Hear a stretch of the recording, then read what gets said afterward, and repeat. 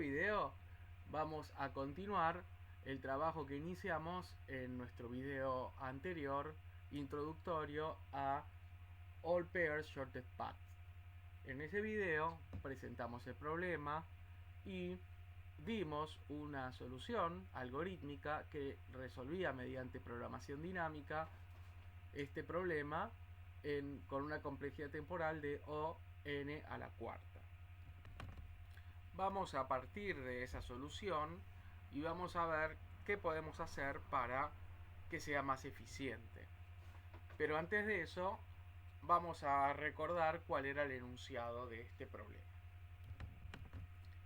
Partimos de un grafo ponderado y dirigido con un conjunto de vértices y ejes, como por ejemplo el de la imagen, que los ejes podían tener pesos positivos y negativos, pero que debemos asegurarnos que no tenga ciclos negativos.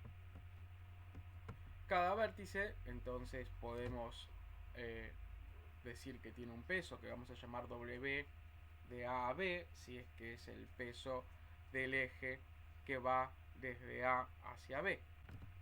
Y lo que queremos conseguir es, para cada par de vértices IJ que pertenece al grafo, cuál es el camino mínimo y su peso y su recorrido que los une. En el video anterior, aprovechando las características del problema, construimos una relación de recurrencia que nos permitía resolver este problema dividiéndolo en subproblemas menores. En resumen, la relación de recurrencia era un LIJ, donde L y J era el camino mínimo desde el eje Y hacia el J, donde el índice 0 decía en cuál era la cantidad máxima de ejes que podía tener ese camino. Entonces, con L y J de 0 estamos diciendo cuánto es el peso máximo de un camino que va de I a J cuando tiene como mucho 0 ejes en su recorrido. Y en ese caso entonces habíamos dicho que era 0 si I y J era el mismo, porque el peso de irme a un eje que es el sí mismo es 0, no tengo que hacer ningún recorrido, e infinito si I es distinto de J, porque es imposible hacer un recorrido a otro vértice pasando por 0 ejes, y por lo tanto decimos que es infinito. Para L y J1, es decir, el peso de los caminos mínimos que salen de I y van a J, o sea, para cualquier par de ejes, y que tengan como mucho una longitud de un eje, era equivalente a W, que era la matriz de adyacencias que representaba el grafo mismo. Y por último, para el caso de L y J con M mayor o igual a 1, era el mínimo de K entre 1 y N, donde tomábamos la matriz L y K de M-1, donde M-1 era donde tomábamos caminos de máxima cantidad de ejes M-1, y K era todos los posibles predecesores a J, al vértice J. Eso más el peso de ir de K a J. Para obtener la solución general a nuestro problema, teníamos que tomar M igual a el número de vértices menos 1. Que eso, como estábamos pendientes que no existen ciclos negativos, entonces sabemos que es la longitud máxima que puede tener un camino entre dos ejes. Entonces, llegando a ese cálculo, podemos conocer el camino mínimo entre todos los vértices. Recomiendo que si no se acuerdan o no vieron el video anterior, lo hagan en este momento para poder comprender todas las definiciones y todas las conclusiones que vamos a ir sacando a continuación. Continuemos.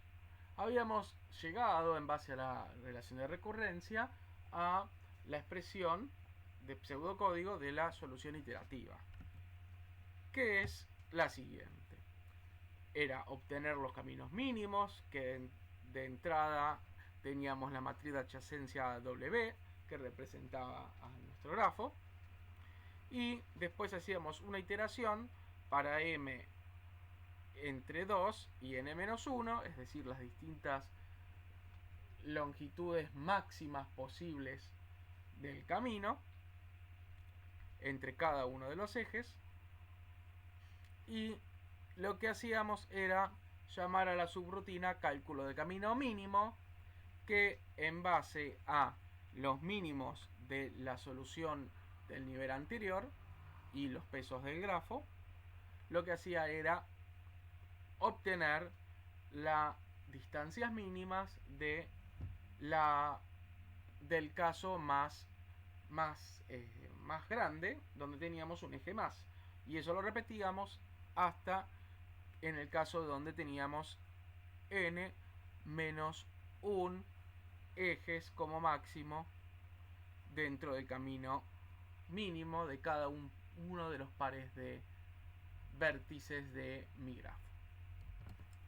La complejidad, que habíamos dicho que era n a la cuarta, salía por este O de n, y el n al cubo, que era del cálculo de camino mínimo. Recordemos ahora cómo era ese cálculo de camino mínimo, que también teníamos su pseudocódigo. En este caso teníamos una triple iteración, en donde las primeras dos correspondía a cada par de vértices, y la tercera correspondía a la resolución de la relación de recurrencia, donde encontrábamos el mínimo para cada uno de los posibles predecesores K, donde usábamos la longitud del camino mínimo y el peso del camino mínimo con un vértice anterior a ese predecesor K, más el peso de ir desde K a J.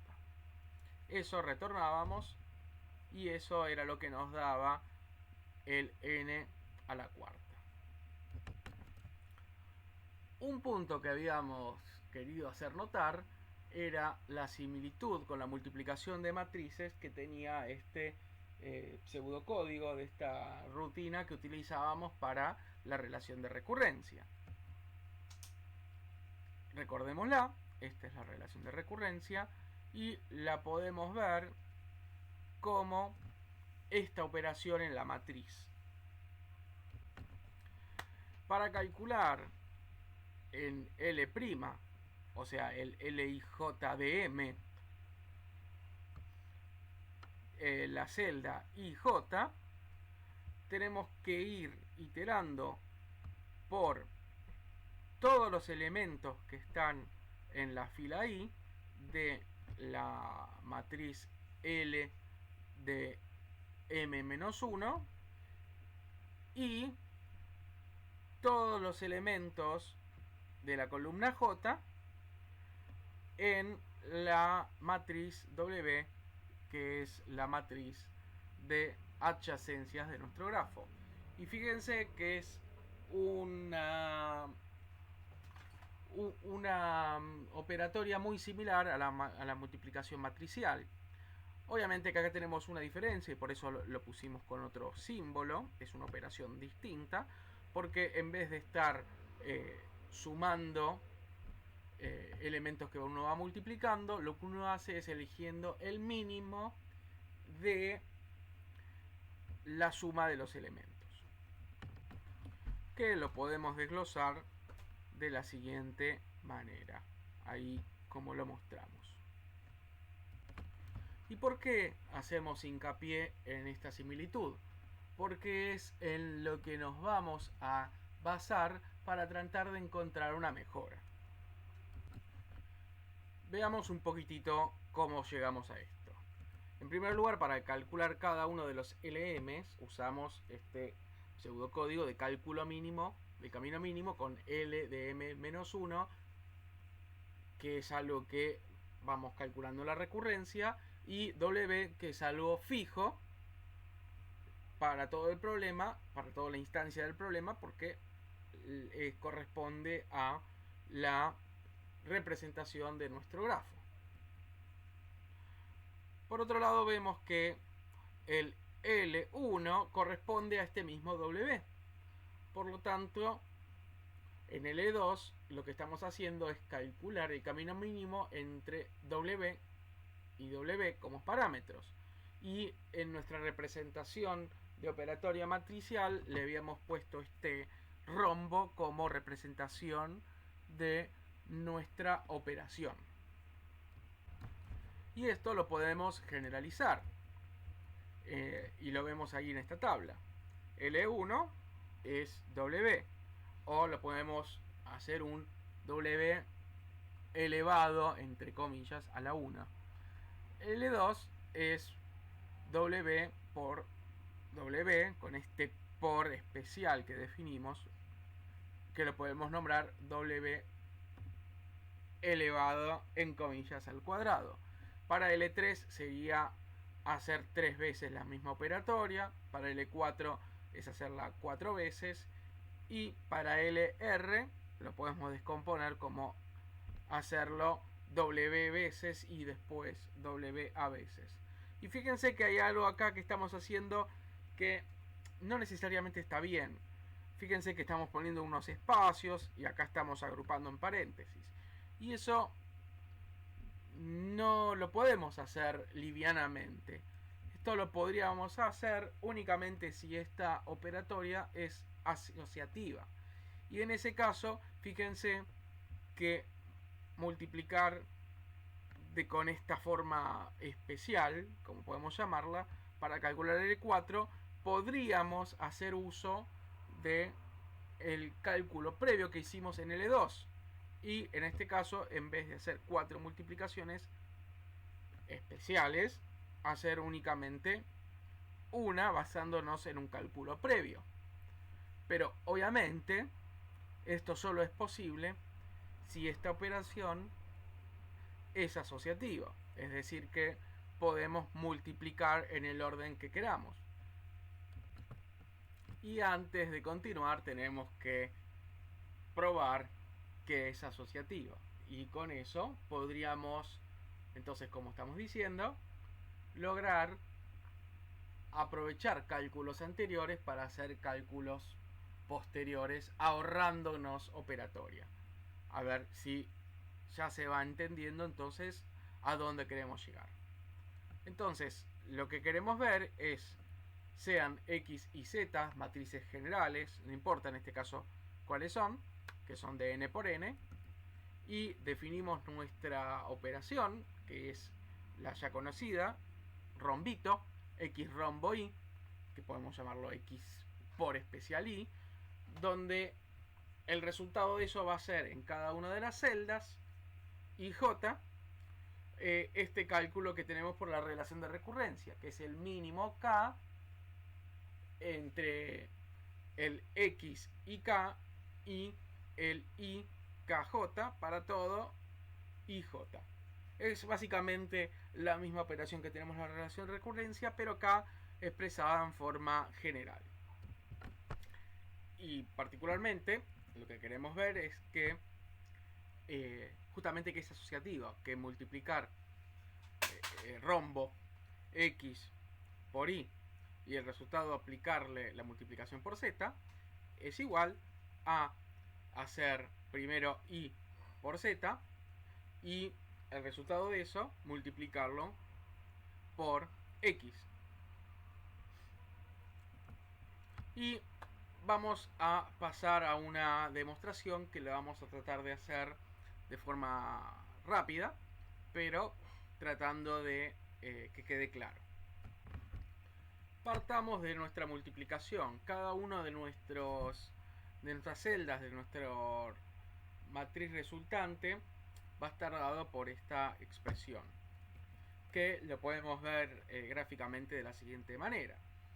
Tenemos primero la multiplicación x por y, eso nos va a dar el resultado de una matriz, y el resultado general, que va a ser el x por y multiplicado después por z, para una celda particular, y j, vamos a tener que hacer la operación con toda la fila de la matriz x, y operándola por toda la columna de j de la matriz z. Y ahora al mismo tiempo esto, el x multiplicación rombo y, lo podemos descomponer también y expresar entonces nuestra matriz resultante final de esa forma. También estoy haciendo para obtener toda esta fila y tuve que antes multiplicar multiplicar especial toda la fila y de x por cada una de las columnas, por eso llamamos K', de la matriz y. Similarmente, si hacemos la operatoria al revés, primero hacemos y por z y después hacemos x por el resultado de este y por z, lo podemos descomponer de la siguiente manera con esa fórmula, que gráficamente se puede ver de la siguiente manera. Para obtener la celda IJ del resultado tenemos que multiplicar especial la fila I de X por la columna J de I por Z, que también podemos volver a descomponer para ver cómo se calculó originalmente, y vemos que nos interesa la columna J de Z y es un K' para calcularlo de I, y ese K' va a ir cambiando a medida que voy a ir calculando. Si partimos de el X por Y y el resultado por Z con la fórmula que lo definimos, podemos ver que en esta fórmula el Z de K' por J no depende en ningún momento de K, por lo tanto podemos llevarlo adentro de este mínimo. Y por otro lado ahora vamos a hacer en cambio de nombre de variables. A K' lo vamos a llamar A y acá lo vamos a llamar B. No hay nada que nos impida cambiar el nombre de las variables, en definitiva. Entonces lo vamos a expresar de esa manera. Otra cosa que vemos a continuación es que podemos invertir sin ningún problema el cálculo de los mínimos. O sea, pasar el mínimo de B, pasarlo para afuera, y el mínimo de A para adentro. De forma similar, si partimos de la expresión de X por Y por Z, podemos hacer una operatoria similar.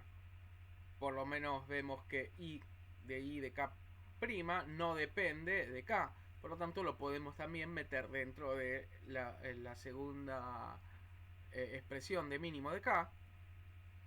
Y podemos renombrar, en este caso llamamos K'B y Ka. De nuevo, no hay nada que nos impida ponerle el nombre que queramos a las variables. Y llegamos a la siguiente expresión. Ahora vamos a poner cada una de las expresiones una al lado de la otra. Tenemos que X por Y por Z de Y de J, o sea, para cada una de las celdas, la representamos de esa manera. Y por otro lado representamos también, llegamos mediante la presentación a decir que X por Y luego por Z es esta otra expresión. Y si lo vemos atentamente nos damos cuenta que es exactamente la misma. Por lo tanto, llegamos a la conclusión de que hacer la operación de una forma o hacerla de la otra es exactamente lo mismo y da el mismo resultado.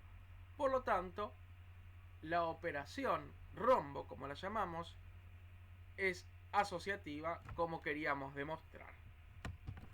Regresemos a nuestro problema original. Habíamos expresado una tabla donde podíamos ver una generalización de la operatoria para cada una de la relación de recurrencia, y ahora lo vamos a hacer pero expresándola únicamente en las potencias de 2.